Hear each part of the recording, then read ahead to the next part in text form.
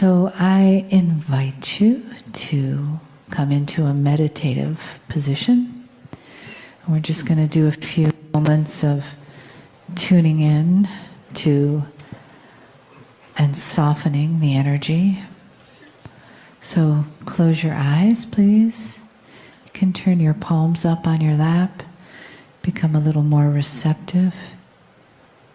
Relax your face, your shoulders.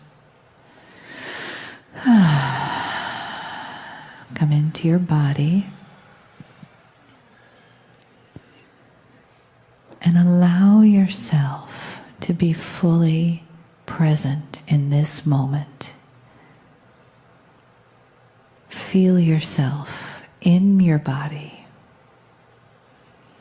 Feel your breath coming in through your nose, down into your body, and exhaling out again. Just follow that for a couple of breaths. Inhaling, and just be with that. Exhale. No thoughts about anything. Nothing after this. Nothing before this. Just this moment. And if you see this moment as maybe 2 or 3 inches wide, just the small crack of a window being opened, and breathe into that.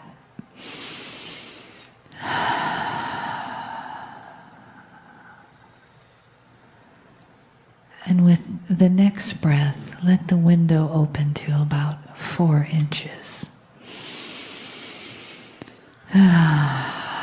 And it's open enough that the fresh air flows in.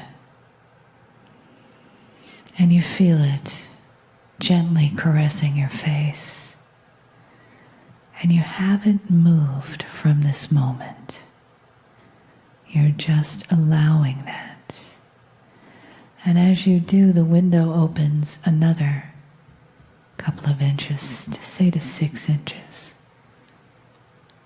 And your awareness fills that space, and it expands. And now it's as wide as, let's say, your shoulders.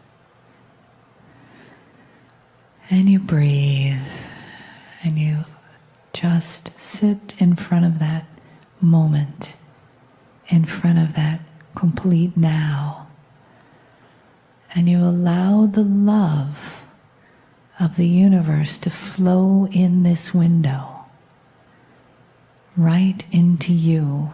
Just receive it. Breathe into it.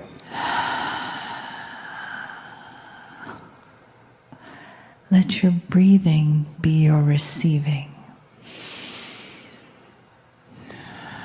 And feel that widening above and below you, this one moment of being in the love of the divine, in the perfection of this moment, the all that is, that brought you right to this moment, this place, the entourage that is here with us, among us, and for us. They surround us with love.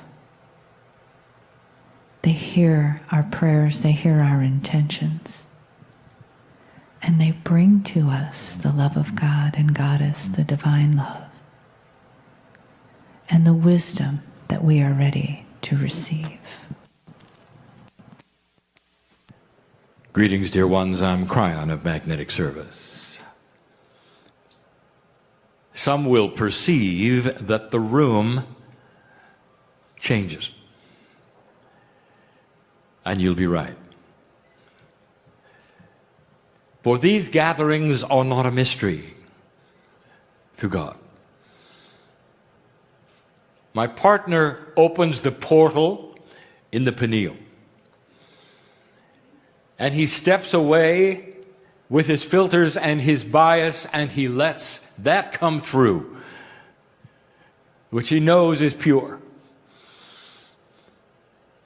And through the years, he allows the translation of a multi-dimensional language to be linearized in what you hear. And so the man who says he only understands and speaks one language is wrong. But the reason he has trouble with any other language learning anything else is because he is concentrated as a translator on what you hear. And for 23 years he has been practicing, so that what you hear now and perceive now would be as pure as it can be from his body as it connects to the other side of the veil. And this is channeling. And so the group that is here in the room has been expected. And the group that is listening at perhaps what you would call a later time was expected. And the irony, yet again, is that if you ask the group who is listening at a later time, they will say they are listening now. And so you then have to define now. And it becomes a puzzle. Well, the puzzle that I am about to bring you is greater than that. For I am about to define the 9 energies of the human being. This has been given to you in pieces and parts in obscurity for the last decade. We have never done a channel where they were put together like we are today. We did not want to do that. And the reason is because it was before its time, and now it's time. There is an energy of wisdom and acceptance in the room. The ones in the room who are sitting and listening are old souls. We define the old soul as the one who has awakened in many lifetimes, to the point that the next lifetime after the awakenings creates a further awakening until you were awakened almost at birth. The old soul knows what it's like when they come of age, perhaps even as a teen, realizing that what is before them spiritually is different than anything they're being taught in the family. And that suits all of you. Some of you feel you're just awakening now. I have news for you. So you're simply remembering what you've always known. And it's not a mystery that the old soul is here. When we say we've expected you, I mean you. Your name goes here. Dear one, it is not a mystery to God, your life's path. It is not a mystery what you went through to get here. It is not a mystery the decision you made, and perhaps the difficulty to make it. And the paths are so different. And yet, the family is so much the same. The love of God is like that. It resounds in each of you differently. But when you start looking in each other's eyes, whether from afar or close, the first thing you see is the God in them greeting the God in you. And so the gathering is honored, and we wish to add to it, as we always do. We wish to bring the family that has been departed. Some of you know what I mean. Some of the family departures are fresh and some are not. But that is in your perception. of what is fresh and what is not. And we wish to bring them into the room to stand around you as the message is delivered, to form a circle around this group that is in front of me right now. And we're going to have that family remain, even when the lights are off. And that's not a problem, for there is no clock for us. All is in the now. To them, 3 days is a blink of an eye. For we wish to set the tone of the room and keep it at this level.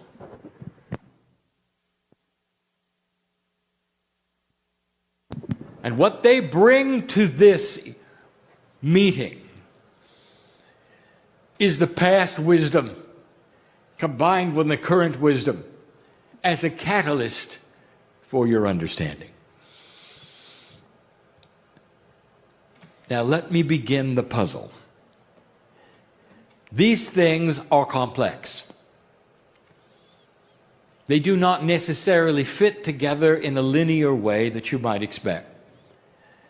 All of them, everything we are presenting, accurate in its own way, translated to linearity to you so that you can understand more about yourselves. The whole purpose of the channel is to expand the grandness of the human evolutionary process. You are beginning to grasp more of who you are. And some want the list, and so we give it to you. And yet after we've given you the list, it may not make sense. Let me compare it to the meal that is prepared. You're looking at the book, which you say is the recipe, and you look at the list. And it has all the ingredients and all the seasonings. You cook the meal. And as you consume the meal, where is the seasoning? It is with each mouthful. It has imbued itself into the other ingredients so that the meal is consumed as one thing, and yet the cook saw it as many.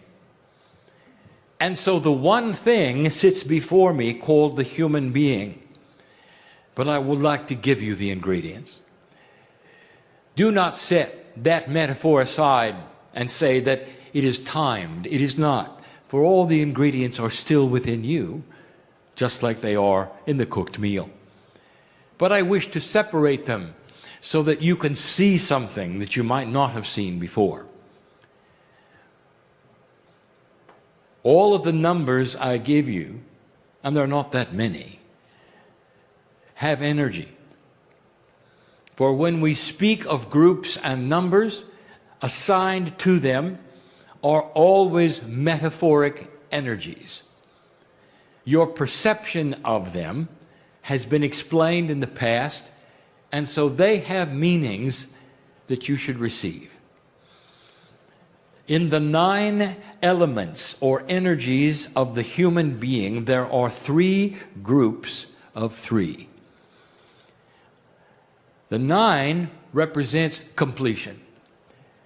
And so we are giving you the complete human being. Let no one add to this, for it is complete. There may be those who will hear the message and say, well, I would like to add number 10. It is complete, dear ones. So if there is another energy or another perception that you believe should be in the list, it belongs within the 3 groups of 3. It is difficult to explain what's next. For in a recipe, you would see that each single element is unique. However, in the 3 groups of 3, there would appear to be repetitions. And they really are not repetitions at all. The 3 groups are identified as the human group, the soul group, and what we would call the support group, or the one that is complementary to the human. So I would like to begin by explaining the simplest first, the most complex second, and the most misunderstood third. And in the process of the explanation, I will tell you immediately that there is a puzzle. And the puzzle is that the higher self is in all three. Now, this is a puzzle because in a recipe, you do not have that. In this recipe, you do. So let us help you by saying the higher self you could consider will be identified in each of the three groups as belonging to something different. That it ought to tell you something about the higher self. It is the only one element that is in all three groups. The higher self, what is it? It has been defined many, many times, and I cannot give you a definition which is any better than any I have ever given you. It is the core source. If I could explain to you who you are and who you are with when you're not on the planet, you still wouldn't understand. How you can have one name represent all. How you can be part of the soup and yet identified by the name and light. It is not in your consciousness to understand this concept. And so my partner tries to linearize it as he steps through the things that I am giving him and translates the thought groups that he is receiving as best he can. It is the 3 in 1. It is the 1 in 3. But the higher self has precedence, if you wish to call it that, over all the other energies, for it is in there 3 times. If I said the words to you, core creative source, what would be your perception? Would it be God? Would it be physics? Would it be both? These are the things that are the puzzles to the human being. So we're going to identify the 9 energies for you so you see not only the complexity but the grandness of the human. But all along, we're giving you the information that inside of you, more than anything else that we ever want you to understand, is God. Beyond definition, you are your own creator. Now, as I step through these, you will see a little bit more about why you do not sense it immediately. The first thing I wish to tell you is that these 9 elements, split into 3 groups of 3, represent the human being today. And that the definitions I give today may change tomorrow because you are evolving. Some of the aspects that I introduce may actually meld later. For as the human being progresses in an evolutionary spiritual way, these elements start to shift. There will always be 9. I will also add to a puzzle and give you some intellectual questions that I'll answer. And you still may not understand. And you are free not to understand. It is not necessary, dear ones, to consume the meal of the majesty of God to understand how it happened. It is not necessary for you, when you feel the love of God in your life or receive the healing, to know the minutiae of how it happened. Do you understand? It's not necessary for you to look under the microscope and examine the cells to find out how they got healed for you to walk away different than you came in. Do you understand? And if you do, then I can begin. If you do, I can begin. The simplest group to define is the human group. You relate to this.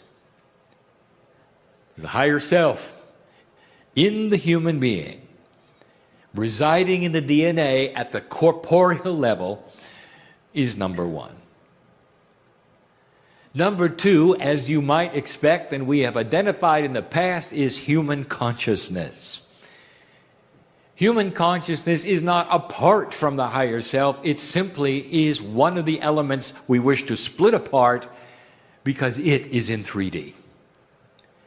Parts of human consciousness are becoming multidimensional, and that is part of the evolutionary process that will change.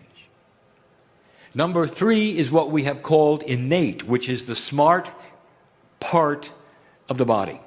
It is the part that is accessed at the moment through that which you call kinesiology, body talk, all the processes that cross the bridge between the corporeal three-dimension consciousness and that which knows what's going on at the cellular level.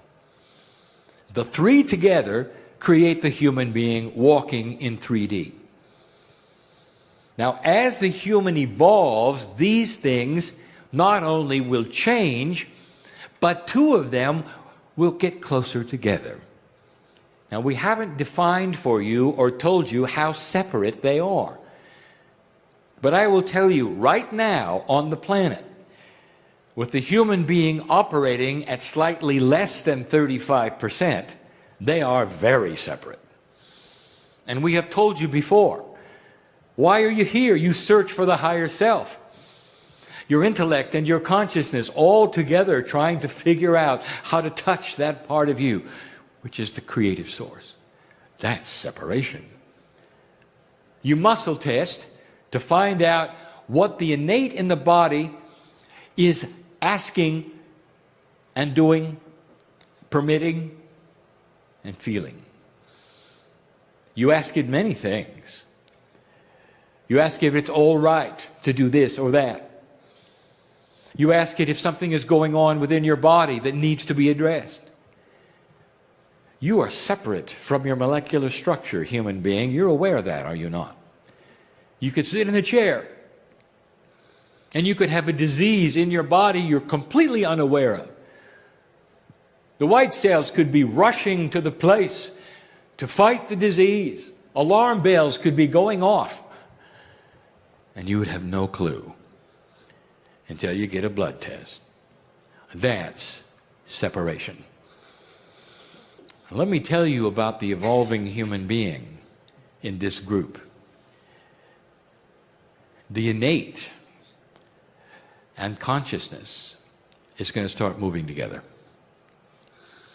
Each one of you can become your own medical intuitive. You will be aware of what is happening through intuition. And the bridge between those two will start to come together. In the process, the part of this group which is the higher self will begin to show itself. And what this means is that the innate and human consciousness will all agree, even in situations you would not think they would, that there is part of you that is sacred. You'll begin to understand and see that death has no sting. The ones who circle you right now, who have passed on and have come back for this moment, if they could vocally speak, would shout it to you, that you are eternal. And do not fear that passage, because you're coming back sooner than you think. And the irony is this, that here you sit wondering about the separation, trying to learn about it. And yet, when you come back, it's going to be together. And you will awaken remembering not what happened today, but what's happened in all of your lives. And that manifests itself in wisdom. That will manifest itself in a child who remembers to read and is not taught. It'll manifest itself in a child who remembers how to walk and is not taught. Remembers quickly the things that in your three-dimensional world that is so practical, you believe you're teaching your children. And it will come in automatic. And it's about time.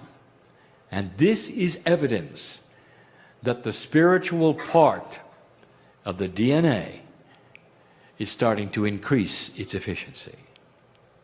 And that's group 1. That was easy. Group 2 is the most complex and the most controversial for those who are spiritually minded to receive. For you tend to linearize all that is God, just like you have all that is human. The 3 parts are the higher self, what you perceive as your guide set, and the third one, most difficult to understand, is the part of your soul that is always on the other side of the veil. So let us again identify this soul group to you. The higher self, part of the 3, part of the 9, the 1 and 3, the 3 and 1. It's always there. Number 2 is difficult for you. Human being, you want your guides, or whatever you call that which stands apart from you, to have more wisdom than you do. And so this comes as bad news to some of you. It's you. It must stand apart from you in order to be your advisor on the planet. And as evidence of what I'm saying is true, these change energy. As you build your enlightenment, as you are awakening to spiritual truth, it would appear that these guides change. There's actually a time, and we have described it many times, when they appear to leave. These are what we would call go to zero times, where they would, what you call in your words, technically reboot and come back. They come from zero with more information and more wisdom and more help with a different energy than they were before. You look at them in linearity and think they're new. That's funny. You even give them names. That's even funnier. They're you. How can a human soul break apart and be in many places at the same time? Welcome to quantum energy. It is not difficult. It is easy in a multidimensional state that is not linear. It is not impossible. And the intellectual linear mind wants to know all of how do they communicate with each other? What if one argues? It doesn't work that way. You've just humanized God yet again. This is what creates the mythology that my partner was talking about earlier. You got to figure it out. Well, don't. Understand the beauty of this system. How many guides do you have? Guess. 3. Of course. This is the catalytic number. The catalyst in chemistry, in physics, is that which changes something else while it remains the same. And this is then wisdom and learning and healing and knowledge. And it's part of the guide set.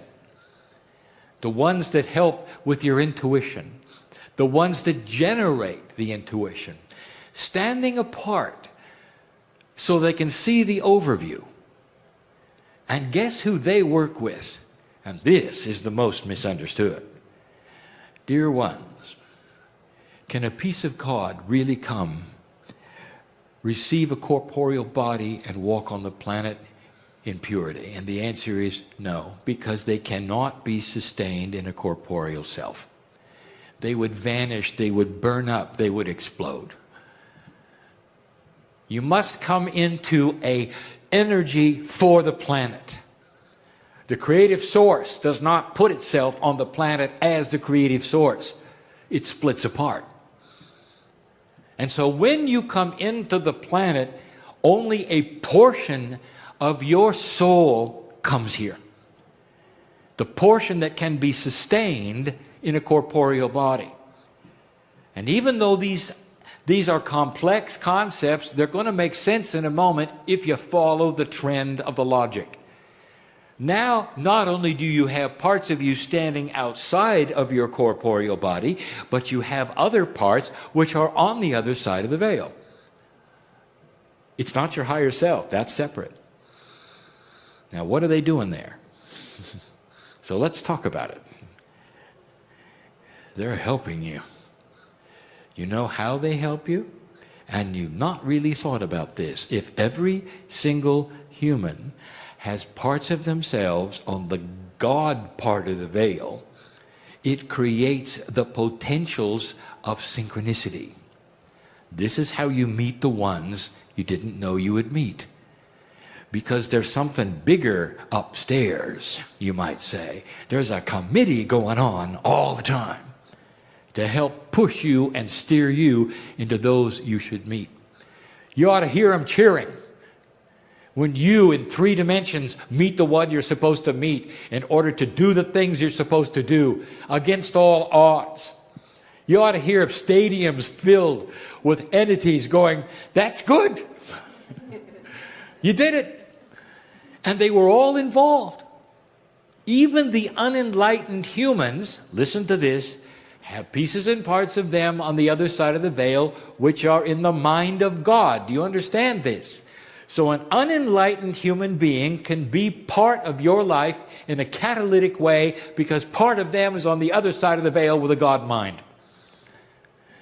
This is not easy to understand, but it helps to understand the phrase "against all odds."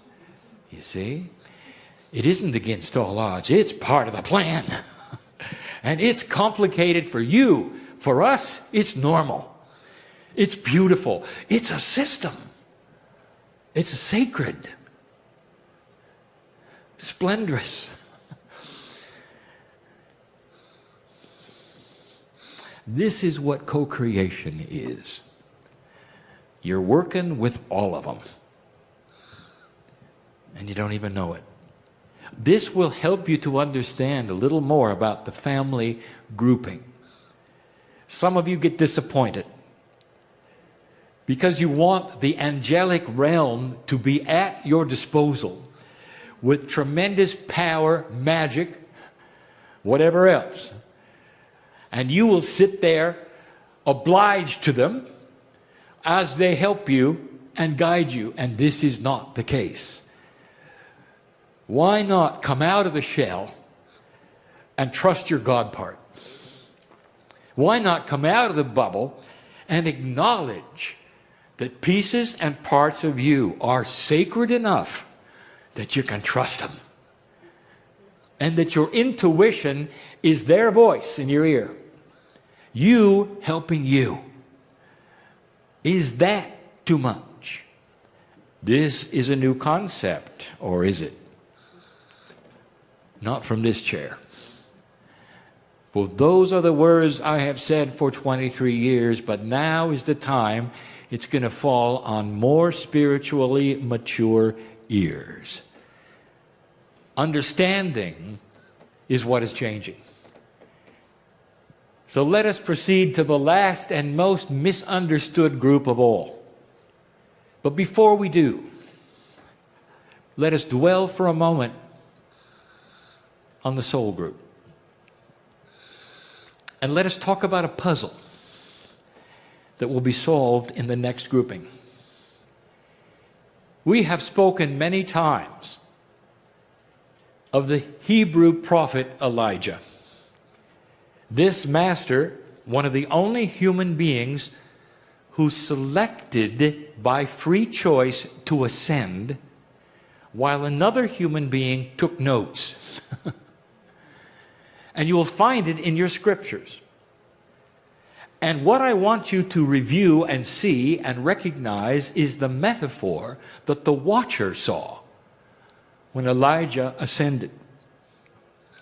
He turned into light. And a vehicle, in the eyes of the watcher, the vehicle of the day, a chariot, took him up into the sky. And the chariot was pulled by 3 white horses. The chariot was named in Hebrew to match the principle of to ride. And in Hebrew, the name was given as the Merkabah, or Merkabah to some. The 3 white horses, metaphoric of the 3 energies of the soul. So you see it in Scripture.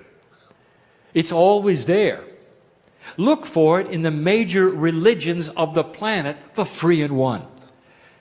Whether you think they have it right or not, it is an honoring of the 3, which again is the catalyst for wisdom and enlightenment that you are freely given as part of the puzzle while you're here. You have free choice to awaken to the truth of who you are or not. Here's the question that the intellectual raises, and we're going to answer it in a moment. When Elijah left, his corporeal body was no longer on the planet. So, does he now have 6 parts? Because the human group of 3 is gone. Now that is a good question, isn't it? We'll give it an answer in a moment. The last 3, what we'll call the cooperative group, the support group, apart from human, but not really. Let me ask you this. You're in a beautiful place. You know what's in the mountain. But you know it's also in the trees, and the grass, and the beauty of the sky. You feel it everywhere. It's not focused just in the mountain, is it? It's in the lake. It's in the water. There is a life force around you that you may misunderstand. You are part of Gaia, and Gaia is responsive to you. We made a statement last year in a channeling on a mountaintop in the Andes. And the statement was this: there is no mountain climber who is an atheist. And that is so. Just ask them. For the majesty of Gaia is imbued in every cell. And what they see there is a piece of God in Gaia and a piece of God in them melding. And they just want to stand there and they want to stay there. There are those who are so married to nature, you know they are, that they will journey alone to places just to be there alone, just to absorb what is there. Little do they understand, they are so in love with it because they are part of it. So the 3rd group, the cooperative group, is what we can also call the Gaia group, although that is not exactly true. The first part is your higher self.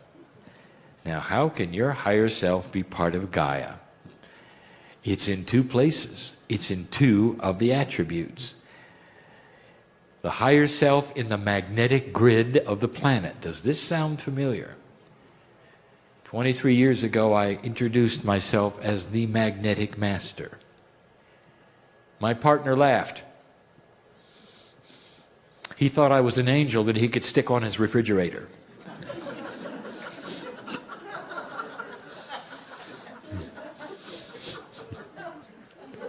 I laughed too. In my own way.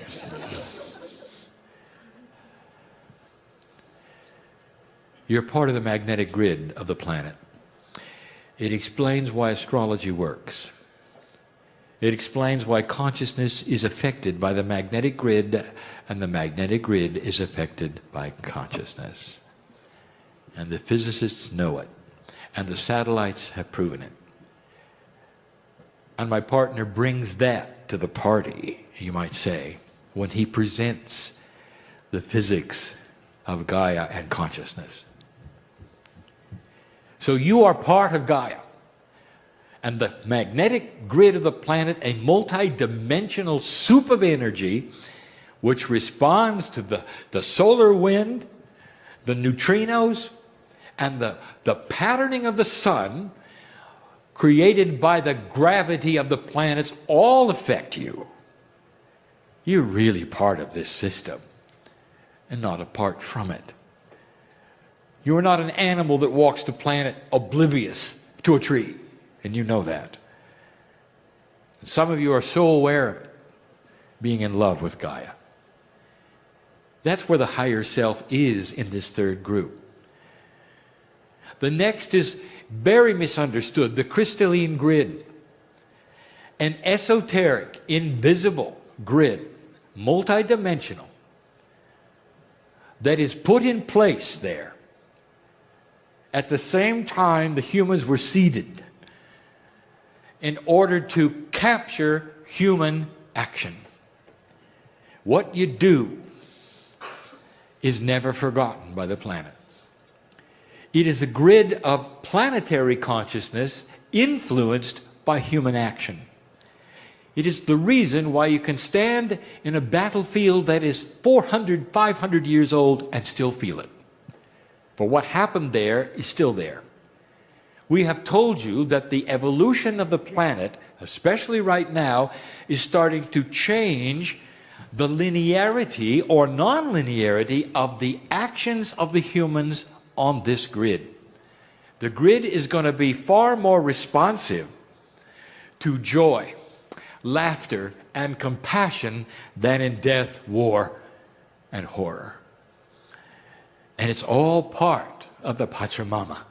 It is all part of the movement of the planet that my partner has talked about, the softening of Earth, the consciousness shift that has been predicted, that I told you in 1989 that was imminent. And now you see how that particular grid affects you, and it affects all the things to come. For as you move into compassion and joy and love, as you solve problems in integrity and they stick to the grid, those who follow you will pick that up.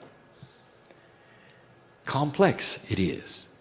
It partners with the majesty of the human being. And that's 8 of 9, isn't it?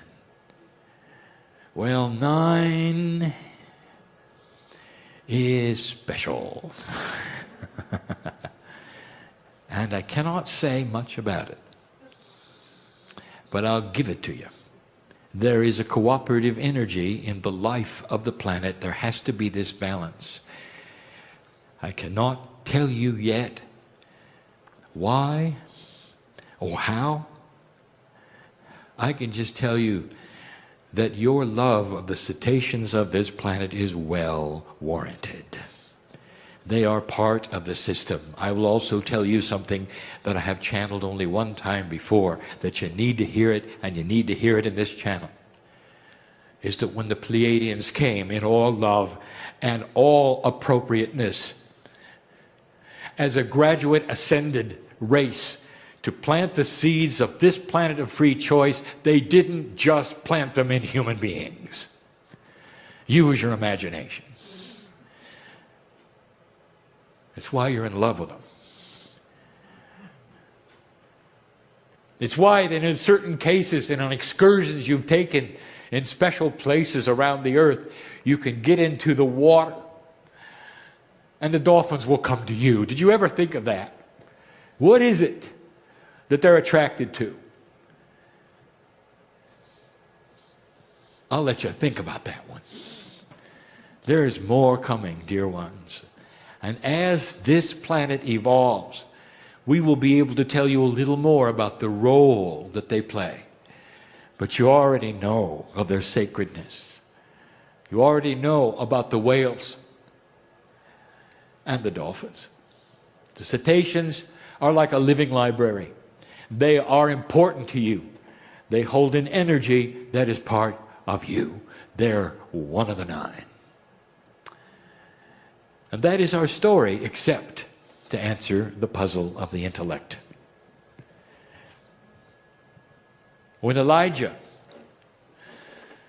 ascended, when you leave the planet and go to the other side, what happens to the three parts of the corporeal human being? So I'll tell you. It's a grand system, it is, and now you'll understand why the cave of creation exists. The cave of creation is that place, a multidimensional place we have described many times, that is real on the planet. That is to say, part of it is in 3D and part of it is not. It is hidden and will never be found, and it contains what you would call a crystalline substance or object, and I'm not going to tell you which, that contains your Akashic record. That has to stay here in a form that is linear. And therefore, your life, when you leave, is imbued into this object, if you wish, this crystalline substance, if you wish, that is unique to the planet in the cave, ready for you to return. And the three parts of the corporeal human being in what you call this lifetime become like a ring of the tree in that particular imbued crystal. When you return, dear one, all that has ever been that your soul has experienced on this planet is picked up from that particular linear object and placed into your 3D corporeal DNA. And that is why your Akashic record as you walk around is so complete, because you never left the planet in a certain way, a quantum way, and yet a linear way, so that when you arrived back in, you'll pick it up from Gaia and continue the process. It is grand. It is beautiful. It is complicated in a good way. It is honoring to the human being. It is beyond what you'd expect. That ought to tell you that you weren't born dirty. That ought to tell you that you're born magnificent, and there is a reason, old soul, that you're here in 2013. There's a reason we want to have you stay here and continue to radiate the light of wisdom to those around you, onto the crystalline grid. I understand that this particular message creates more questions than answers. Can you get out of your bubble and just be with it? Can you not ask for the minutia? For it's not going to help. It is not going to help. I want you to graduate, not to understanding of the linear parts of this or the nonlinear parts. I want you to graduate into the peace of neutrality that it is what it is, and move on to the next level. And that is appreciation for the God inside and the system which put you together. Dear ones, you are the planners. You are God. And that is the message for this evening. Go to it when you need to. and capture whatever part of it you need to again. But all of these things, so beautiful, so magnificent, so elegant,